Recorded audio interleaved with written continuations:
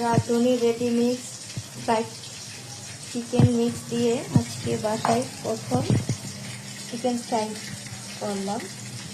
মশলাটা দেখতে তো ভালো লাগতেছে, খাইতে অনেক মজা হয়েছে। আসমান খাইতেছে,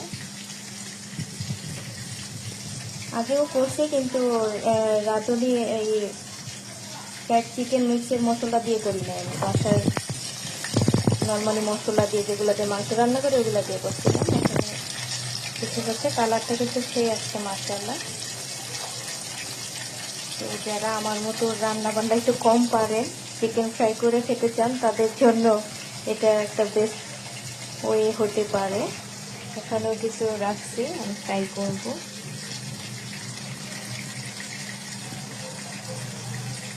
ময়দার পুরটা আরো মোটা করলে আর কি আর একটু ক্রিস্পি হবে। আমি একটু স্পাইসি করেই করলাম। আপনারা মানে রেড কালার দেখে অনেক জাল মনে হচ্ছে, আসলে অনেক জাল না, যেহেতু রুহানি আসমান খাবে।